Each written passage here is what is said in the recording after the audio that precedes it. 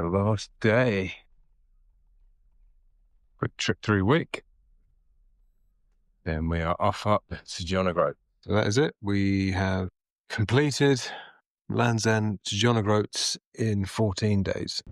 Trip up from Wick to Groats is actually quite nice. It's actually it is the A99, but it's quiet. It's funny the way that the traffic we had yesterday just wasn't there today. It was, even though there were a lot of tourists up at Groats, it was very quiet.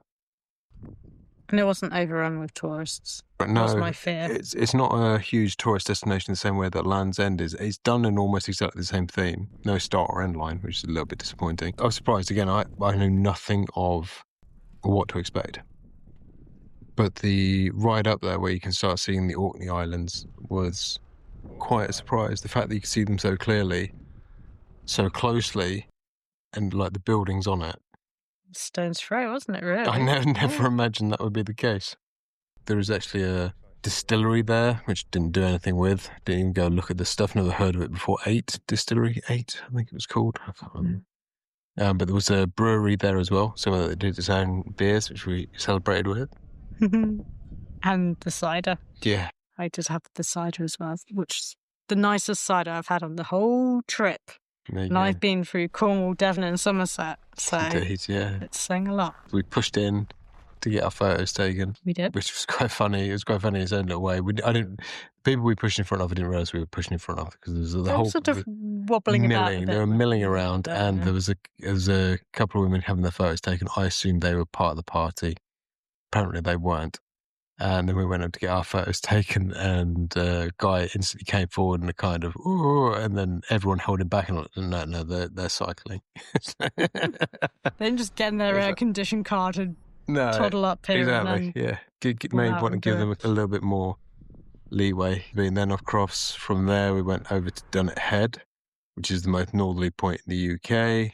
It was a nice road too, that. It's a really nice. It was quiet and back road and beautiful. It's not signposted, that's the thing. So unless you know where you're going, it's a bit of a hidden gem, really. I mean, it's only a lighthouse at the end of the day, but it's when it's clear skies and all that kind of stuff, it's lovely. A beautiful coastline. It is. But we came around the front, away from there, we came back down an inland headwind, obviously. It's the law. And there was a big beach. It was like a massive beach. I don't think I even got it on video, to be fair, but it was like a massive, big sandy beach. And you're like, this is the northern point of the UK. It's got a big Highland sunny Scotland, beach. It's got a big sunny beach. Trying to pull over, but there was place never to be, opportunity I tell you. Bit of a shame. But yeah, and then a long cycle back into Wick. So it was a 55-mile-ish day. Yeah. I'll throw up the stats. And that was it. I think. It was a very relaxed day. It was relaxed, yeah. I mean, I was actually surprised at how proud of us that I was, really, for actually doing it. I didn't think I would be. You kind of think it's just going to be like, oh, that's that done. A bit like when we did the Hadrian's Wall thing. You're like, that's that done. Christ for that, move on. Let's do something else. But I kind of feel the other way now. I kind of feel like, well, it'd be nice to actually do more. I'd be more than happy to carry on cycling. I mean, the one thing I would say about the LEJOG of doing it is that we did it in 2 weeks.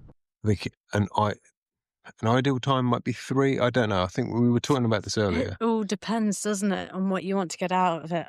I don't know how slow you'd have to do it to enjoy it. You might have to take it over a month to go do the full tourist experience. So today, obviously with 55, it was a much more relaxed touristy day. But it becomes really, really hard when you want to get back on the bike and go, right, now I've got to smash out 20, 30, 40 miles. Whereas if you're getting up in the morning going, right, I've got to go do 70, 80 miles, that's your focus for the day. And you do it and you can then relax once you've done it. But you don't get much time to relax once you've done it, because you usually arrive at the place. You don't. Maybe at 6:30 in the evening. You've got to go out, grab some food, and it's all a...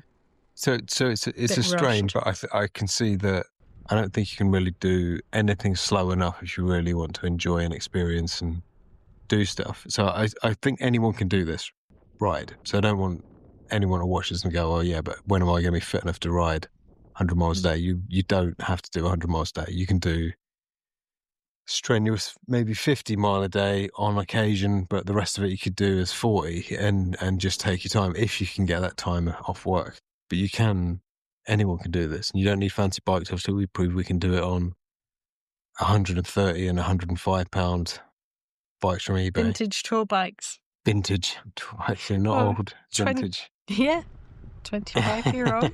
That's vintage for a bike, isn't it? Yeah, indeed. You may not go as fast, but you'll still get there. But this is going to be the last of the tour diary videos, but there will be another video that kind of does like the full end-to-end coverage of it.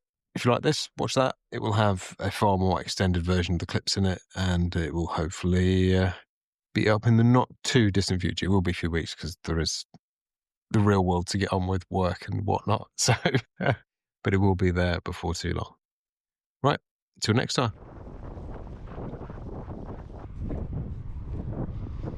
We need mascots as well. Cheers. Cheers.